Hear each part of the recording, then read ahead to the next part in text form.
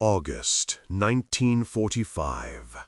The air on the island was a thick, wet blanket woven from salt, rot, and the metallic tang of surrender.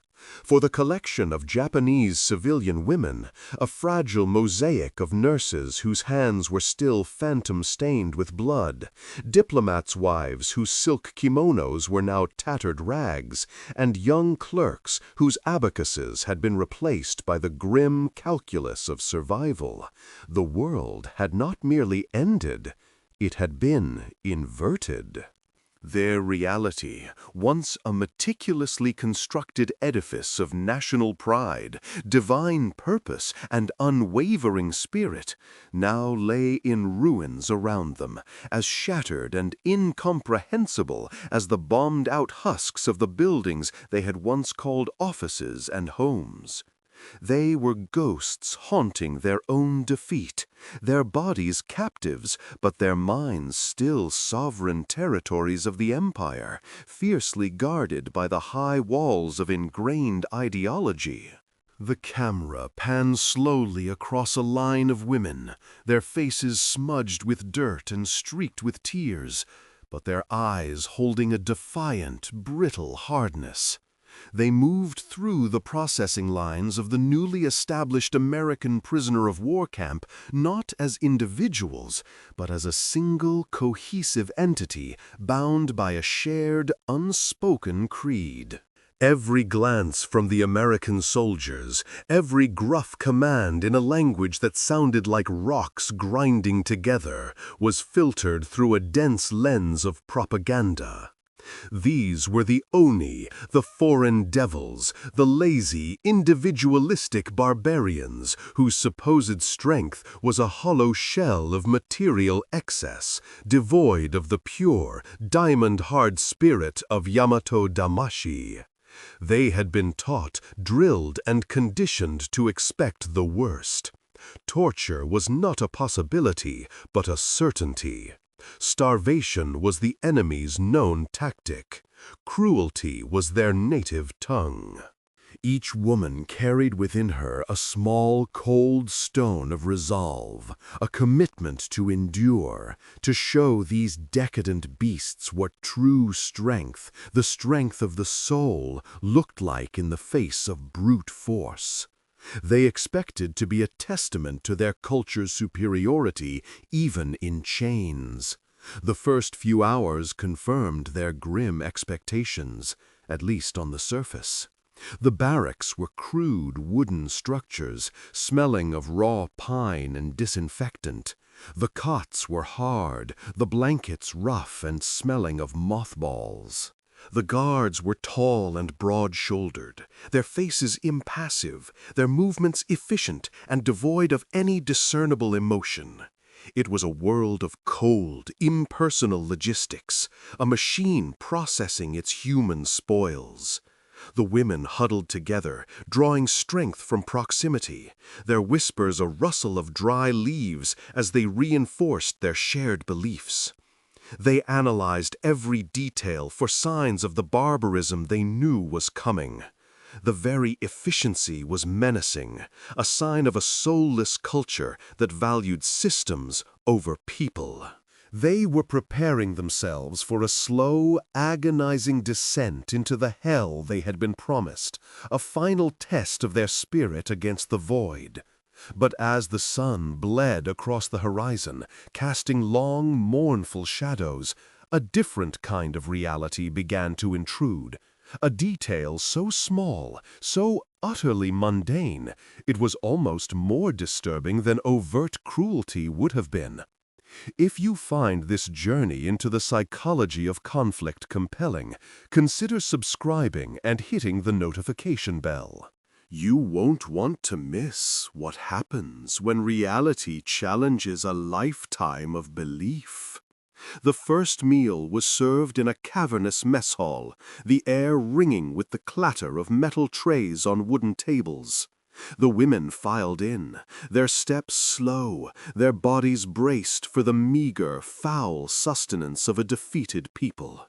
They anticipated thin, watery soup, perhaps a handful of maggot-ridden rice or stale, hardened crusts. It would be another trial to be borne with stoic grace. As they reached the serving line, manned by young American soldiers whose faces were a mixture of boredom and detached curiosity, they held out their trays. A soldier, barely a man, with freckles spattered across his nose, moved with an unthinking, practiced motion. He took a metal scoop and ladled something onto their plates. It was not gruel. It was chunks of glistening, roasted pork swimming in a savory gravy. And next to it, another soldier placed not a crust, but two thick, impossibly white, and perfectly uniform slices of bread. The women stopped, their line faltering. A collective, silent gasp seemed to hang in the air. They stared at the food on their trays as if it were an alien artifact. The pork, browned and fragrant, released a scent of rendered fat and herbs that was so rich, so utterly out of place in their world of deprivation, it felt like an assault. But it was the bread that truly broke their composure. It was a phantom from a forgotten world, perfectly square, impossibly soft, and as white as bleached bone. It was not the coarse, dark, sawdust-filled substance they had known back home under rationing. This was a confection, a luxury, an emblem of a world of impossible surplus. They looked from the food to the soldiers, their minds racing to decipher the meaning of this bizarre spectacle. This could not be real. It was a trick. A cruel, psychological game designed to break them in a new and insidious way. Aiko, a nurse whose hands had amputated limbs with only a bottle of sake for anesthetic, was the first to react internally. Her pragmatic mind, trained to see past emotion to the raw facts of a situation, catalogued the scene with a cold detachment that bordered on suspicion. Poison. It had to be poison. A way to dispose of them cleanly, without the mess of overt violence. Or perhaps it was drugged, meant to render them docile and compliant. She watched as one of the younger girls, a clerk named Hannah, who had never seen a battlefield, tentatively reached out and touched the bread. The girl's finger sank into its pillowy surface, leaving a small indentation. Hannah drew her hand back as if burned. The texture itself was a contradiction, a violation of the harsh reality they inhabited. It was a gesture of softness in a world that had offered them nothing but jagged edges. The diplomat's wife, Mrs. Tanaka, who had once hosted ambassadors with 17 course meals, looked at the pork with an expression of pure, unadulterated contempt, a mask for the profound confusion that churned within her. This was peasant food, presented with the casual abundance of a king's feast. The dissonance was a physical blow. They carried their trays to the long wooden tables, the weight of the food feeling unnatural, a heavy burden of unanswered questions. No one ate. They sat in a silent tableau, a congregation of disbelief, staring at the offering before them. The American guards watched them, their expressions unreadable. Was this amusement, pity, contempt? The women could not tell. They were adrift in a sea of cultural and ideological misdirection, their compass of understanding spinning wildly. The propaganda had been a detailed map of hell, but this place, with its clean barracks and its shockingly decadent food, was not on that map. It was an unknown territory, and the unknown was far more terrifying than the horrors they had been prepared for. What happens when a symbol of life is perceived as a threat? Stick with us to find out, and don't forget to like this video if you're intrigued by this historical mystery. The standoff in the mess hall stretched into a tense, silent eternity. The smell of the roasting pork, which should have been tantalizing, was instead a source of deep anxiety. It was the scent of a trap. Finally, an American officer, older than the boyish guards, approached their tables. He did not shout or threaten. He simply stood there for a moment, his gaze sweeping over their untouched trays, a slight frown creasing his brow. He spoke a few words to a translator, a Japanese-American Nisei, whose face was a complicated mask of conflicting allegiances. The translator's voice was flat, neutral, as he relayed the message. "The officer says you must eat. It is regulations." The word regulations was the key. It was not an act of kindness, nor was it a malicious trick. It was simply part of the same impersonal, efficient machine that had processed them, assigned them cots, and handed them blankets. This realization did little to comfort them. It only deepened the mystery. A system that mandated such high-quality food for its sworn enemies was a system that operated on a logic entirely alien to their own. Slowly, hesitantly, driven by the cold command of regulation and the gnawing hunger they had been suppressing for days, the women began to eat. Aiko, the nurse, took the first bite of the pork.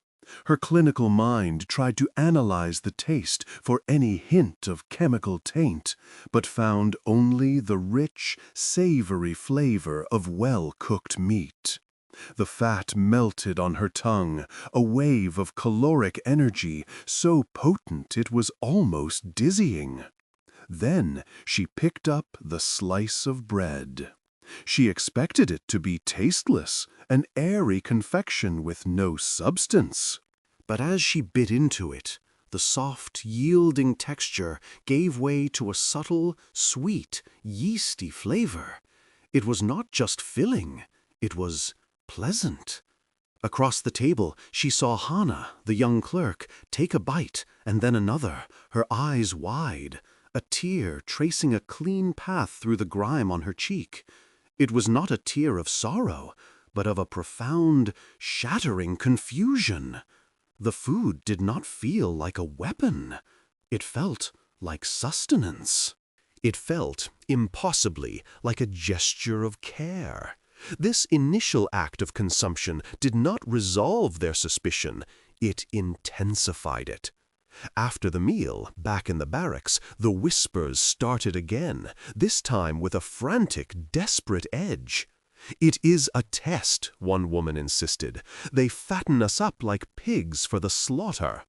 This was a familiar, comforting narrative, one that fit within their established worldview. "They are trying to make us weak, to corrupt our spirit with luxury," suggested another, echoing the wartime propaganda about the decadent West. Mrs. Tanaka, the diplomat's wife, offered a more cynical, geopolitical take. "It is for show," she declared, her voice regaining a sliver of its former authority. "There are international observers, journalists. They create a facade of humane treatment for the world to see. Once the cameras are gone, the real treatment will begin." This explanation was the most plausible, the one that allowed them to hold on to the framework of their beliefs. It allowed them to see the bread and pork not as a mystery, but as a calculated piece of enemy propaganda, a lie served on a metal tray. They braced themselves for the inevitable return to the harsh reality they knew was waiting just beneath this thin veneer of civility. They were certain that the next day the charade would be over. The good food would be gone, replaced by the watery gruel they had expected all along. This single, strange meal would become a bizarre memory, a story they would tell to illustrate the deceitfulness of the American barbarian. The seeds of doubt have been planted, not by words, but by a simple, undeniable sensory experience. How long can an ideology stand against the daily evidence of its own falsehood? If you're enjoying this deep dive, help our channel grow by sharing this video with someone who loves history. The next morning they awoke to the same routine, the same shrill whistle, the same commands, the same march to the mess hall. They steeled themselves for the inevitable disappointment, the "I told you so" moment that would restore their ideological equilibrium. They filed into the line, trays in hand, a sense of grim vindication settling over them. But when they reached the front, their certainty evaporated into a cloud of steam rising from the serving trays.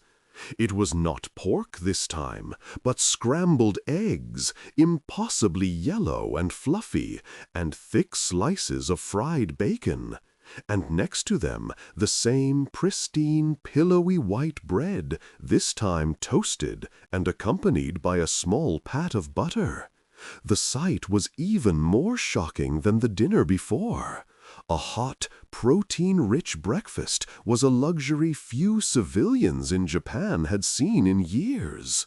This was not a meal for prisoners. This was a meal for, well, for the Americans themselves. The women were silent, their minds reeling. The one-time propaganda stunt theory was now facing a serious challenge.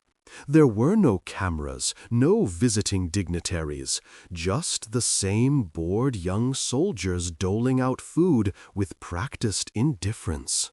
The sheer logistical reality of it began to sink in. To provide such a meal for thousands of prisoners required a supply chain of staggering complexity and abundance. It meant farms, processing plants, refrigerated transport, vast kitchens, and a surplus of food so immense that it could be allocated to the very people they had been fighting. This was not a facade. A facade could be maintained for a day, perhaps two. But this level of systemic provision spoke of something deeper, something more fundamental about the nature of the enemy. It spoke of a power that was not just military, but industrial, agricultural, and organizational. As the days turned into a week, the pattern held. The meals were consistent, varied, and always abundant. Roasted pork gave way to beef stew, which was followed by baked chicken. The white bread was a constant, a daily sacrament of their captivity. It appeared at every meal, sometimes fresh, sometimes toasted, sometimes in bread pudding for dessert. They saw the trucks arriving at the camp every morning, massive vehicles groaning under the weight of their cargo. Crates of canned goods, sacks of flour and potatoes, and sides of beef were unloaded with a casual efficiency that was both mesmerizing and terrifying. The camp was not an isolated outpost of deprivation. It was the terminus of a colossal, well-oiled machine of supply. Their own armies had been starved into submission on islands just like this, their supply lines cut, their soldiers reduced to eating roots and insects. The contrast was not just stark, it was an indictment. The cognitive dissonance became a constant, humming torment in the minds of the women. Every bite of food was a refutation of their most deeply held beliefs. The propaganda had painted the Americans as a nation of soft, undisciplined individuals. But the evidence before them showed a nation capable of a level of collective organization and industrial output that was simply beyond their comprehension. They had been told their own spiritual purity and willingness to sacrifice was their greatest weapon, a force that would inevitably triumph over the enemy's material wealth. But here, in this camp, they were confronted with the chilling possibility that their spirit had been pitted against a force as vast and indifferent as the ocean, a force that could produce and distribute something as simple as a loaf of white bread on a scale that dwarfed their entire nation's war effort. The foundation of their world is cracking under the weight of white bread and pork. It's a psychological battle being fought not with weapons, but with logistics. To support our creation of in-depth historical narratives like this, please consider joining our Patreon community through the link in the description. The women began to watch their captors with a new, desperate intensity, searching for any sign that would validate their old worldview. They looked for the cruelty, the laziness, the moral decay they had been promised. But they found little to support it. The guards were not sadistic monsters. They were mostly young men, far from home, who performed their duties with a professional detachment that was occasionally punctuated by acts of casual, unthinking kindness. A soldier might offer a piece of chewing gum to a child, or help an older woman who stumbled. These were not grand gestures, but small, mundane moments that were, in their own way, as disorienting as the food. They were the actions of ordinary people, not the demonic caricatures from the propaganda posters. This is not to say that their captivity was pleasant. It was a life of profound loss, uncertainty, and humiliation. They had lost their homes, their nation, their purpose. They were prisoners, stripped of their names and reduced to numbers. But the nature of their suffering was not what they had been prepared for. They were not being starved. They were being fed. They were not being tortured. They, in fact, had access to an infirmary, staffed by American medics and their own nurses like ICO, that was better stocked with medicine, sulfa drugs, penicillin, morphine, than the military hospitals they had worked in. Aiko found herself in a state of professional shock. She was treating her fellow Japanese with medicines she had only read about in outdated textbooks, supplies that were more plentiful in this prison camp than in the Imperial Army's most elite medical corps. This paradox was a source of deep, private shame. She was a better nurse here, as a prisoner, than she had ever been allowed to be as a servant of the Emperor. The psychological toll of this relentless, benign reality was immense. It forced a painful and unwelcome process of introspection. The women began to compare the American system, as they were experiencing it, with their own. They remembered the Japan they had just left, a nation of extreme rationing, of a desperate, grinding scarcity that was portrayed as a noble sacrifice. They remembered their own meals of watery miso soup and a few grains of rice mixed with millet. They recalled the tonorigumi, the neighborhood associations that enforced conformity and reported any sign of dissent or luxury. Their society, they had been told, was a model of spiritual purity and collective effort. But the collective effort had resulted in widespread hunger, while the decadent, individualistic society of their enemies was able to project a level of abundance across thousands of miles of ocean that was simply staggering.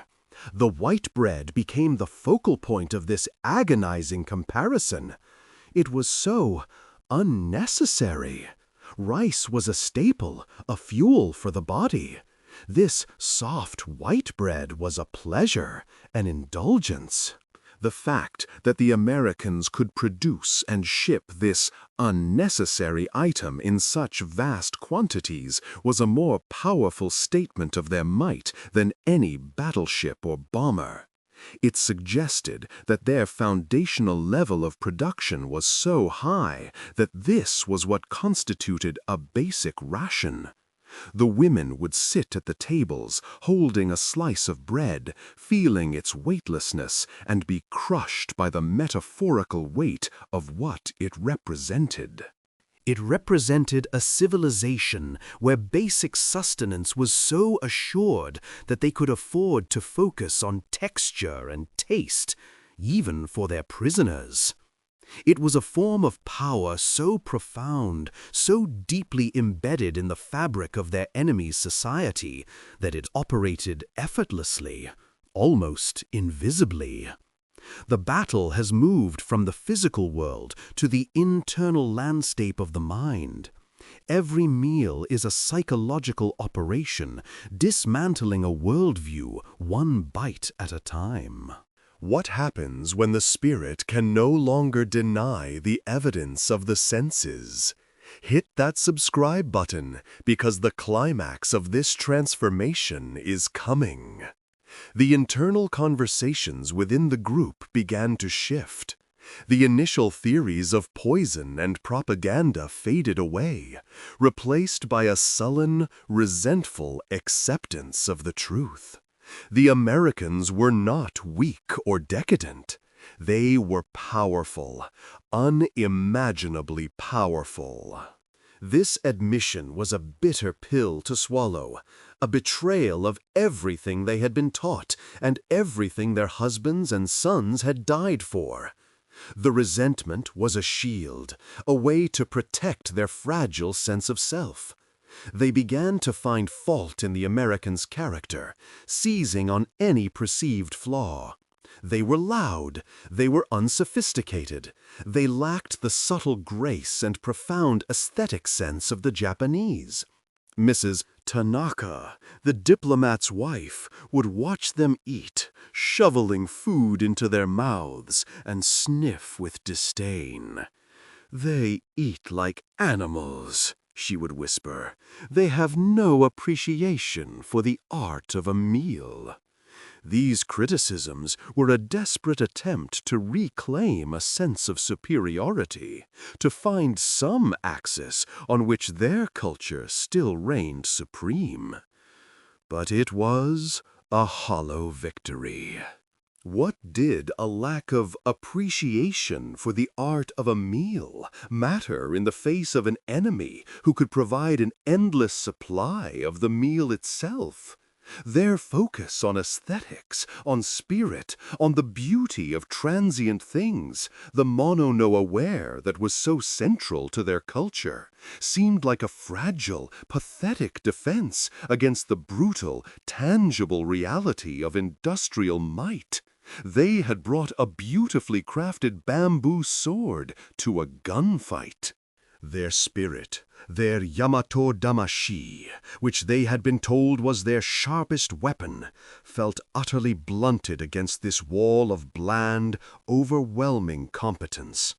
The sense of humiliation was perhaps the most corrosive emotion. It was a deep, systemic shame that went far beyond the personal indignity of being a prisoner. It was a national humiliation.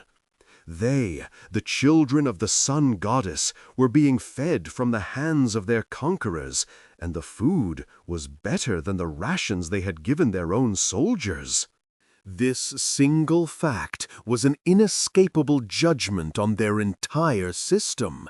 It suggested that their leaders, their government, their entire way of life had failed not only in war, but in the most fundamental duty of a nation, to provide for its people.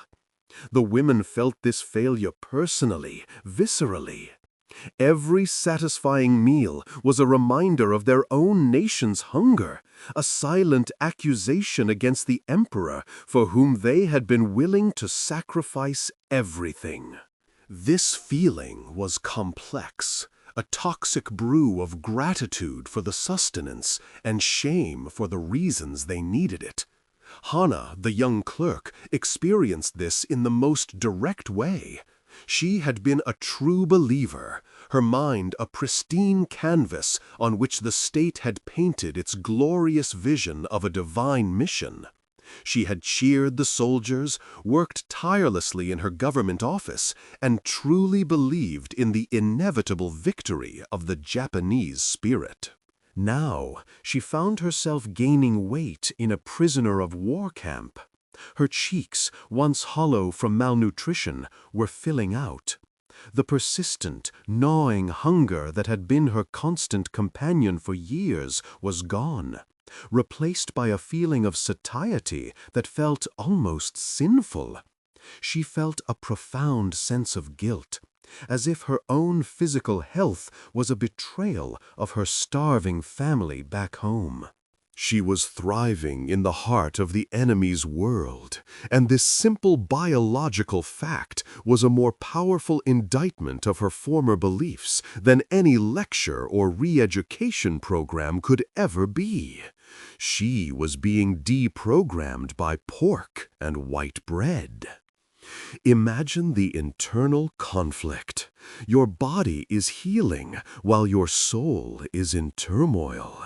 This is the crux of their transformation. If you appreciate this level of psychological detail in history, let us know in the comments what other historical events you'd like to explore this way.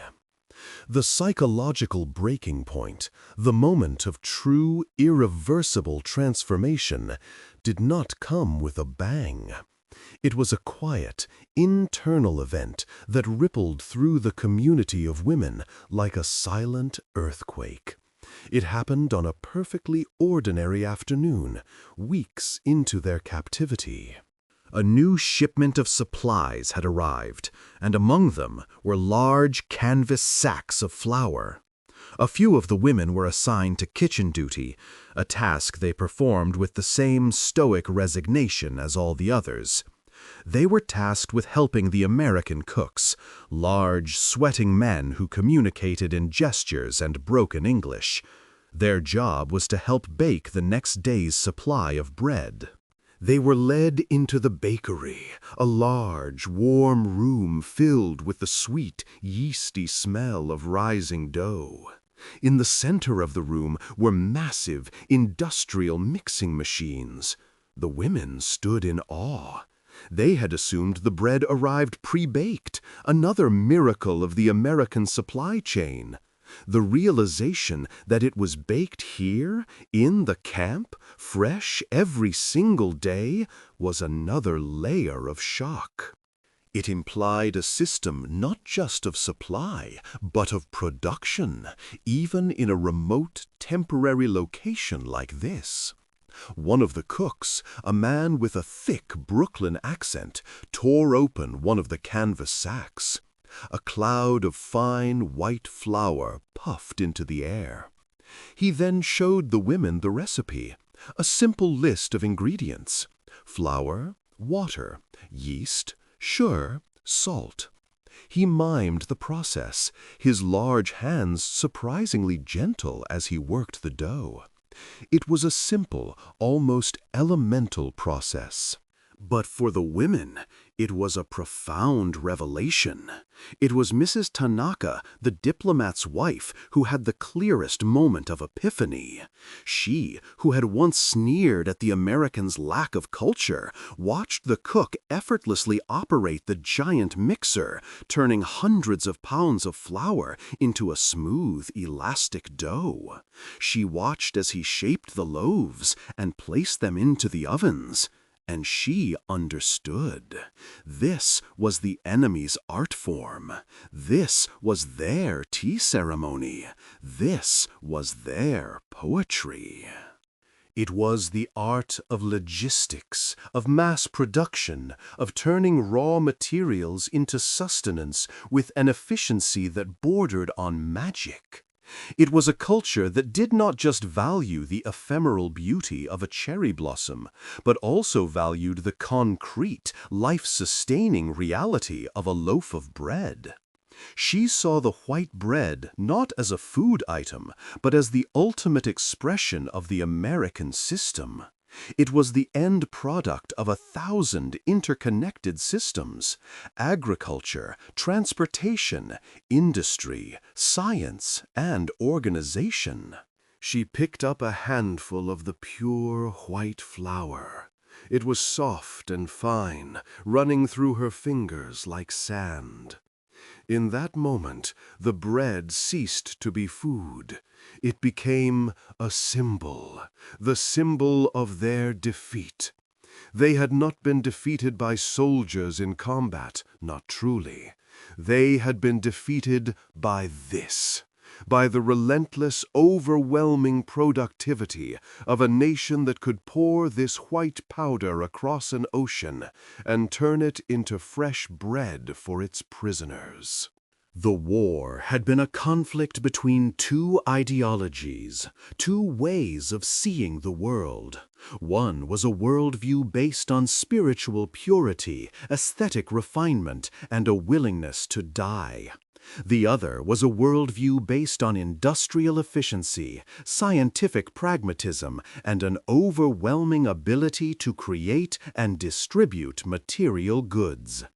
In this bakery, surrounded by the scent of rising dough, it became brutally, undeniably clear which worldview had prevailed. The moment a loaf of bread becomes more powerful than a lifetime of ideology, it's a testament to the fact that wars are won not just on the battlefield, but in factories and on farms. If this perspective resonates with you, please hit the like button. It tells us you value this kind of historical analysis. The acceptance of this new reality changed the atmosphere in the barracks. The sullen resentment did not disappear entirely, but it was now tempered by a quiet, reluctant sense of awe. The women's conversations shifted from whispered conspiracies to hushed discussions about the mechanics of the camp. They marveled at the water purification system, the organized sanitation, the seemingly endless supply of everything from soap to coffee. They had been taught to see these things as signs of weakness and decadence, but now they saw them as expressions of a different kind of strength, a strength they had fatally underestimated. They began to ask the Nisei translator questions, not about their fate, but about America. What were their farms like? How did their factories work? What was life like for ordinary people in a country that could afford such waste? This newfound curiosity was a form of surrender, but not a surrender of their bodies to their captors. It was a surrender of their minds to a reality that was too powerful to deny. They were beginning to see the world not through the distorted lens of propaganda, but with the clear, painful vision of first-hand experience. The experience taught them that their leaders had lied to them, not just about the nature of the enemy, but about the nature of the world itself. The universe was not governed solely by spirit and willpower. It was also governed by physics, by economics, by logistics. And in that arena, their nation had been found desperately, tragically wanting. This mental shift had a profound impact on their individual identities. Aiko, the nurse, began to see her medical work not as a service to the emperor, but as a service to humanity. Treating her fellow Japanese with American medicine, she felt a dawning sense of a shared human condition that transcended national borders. The suffering she eased was the same, regardless of the flag under which it occurred. Hannah, the clerk, who had once found her entire identity in her role as a loyal subject of the empire, was now adrift. If the empire's worldview was false, then who was she? Her journey became one of constructing a new identity from the rubble of the old one, an identity based not on state-sanctioned ideology, but on her own direct experience. Mrs. Tanaka, the diplomat's wife, underwent the most dramatic change.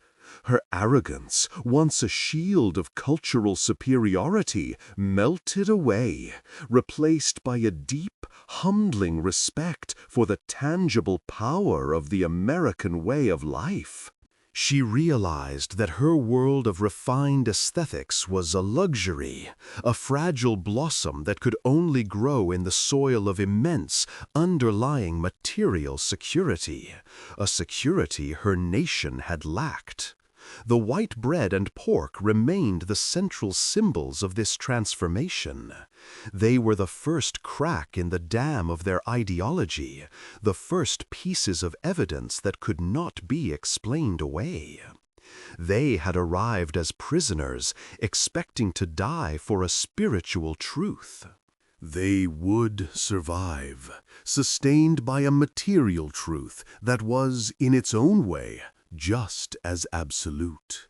The war had destroyed their homes and their nation, but it was these simple, everyday meals that deconstructed their souls, forcing them to rebuild their understanding of the world from the ground up.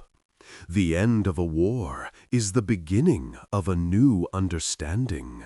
For these women, the process of rebuilding started in a POW camp mess hall.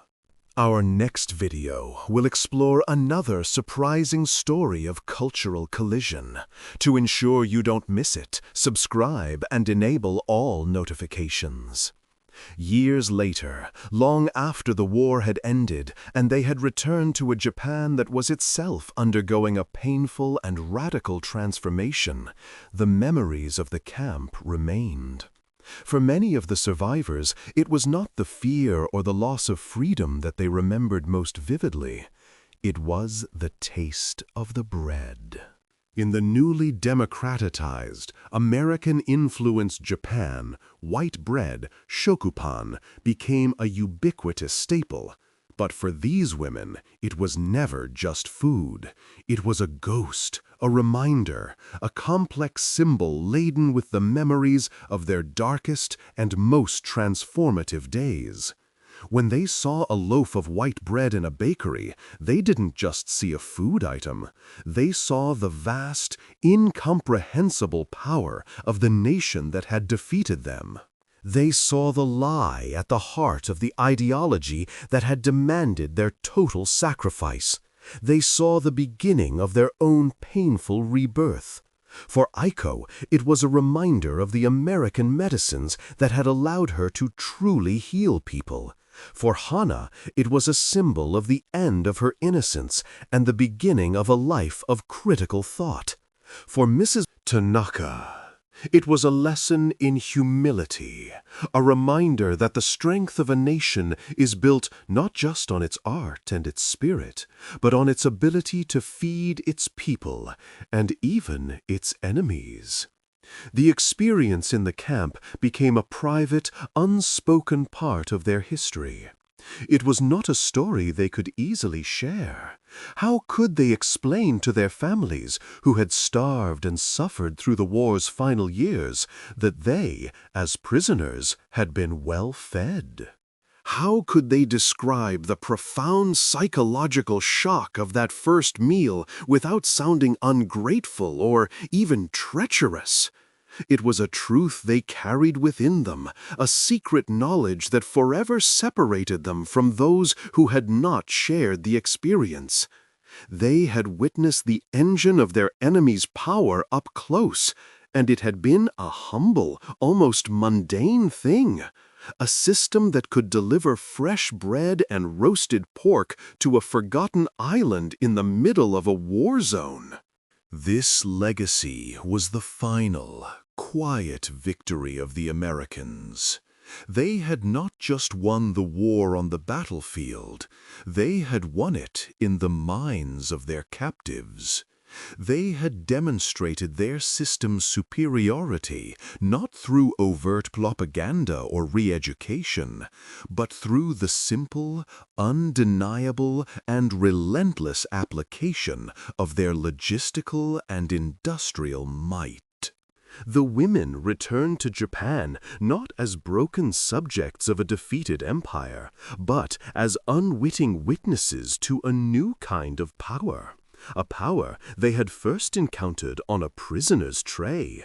Their worldview had not been shattered by a bomb.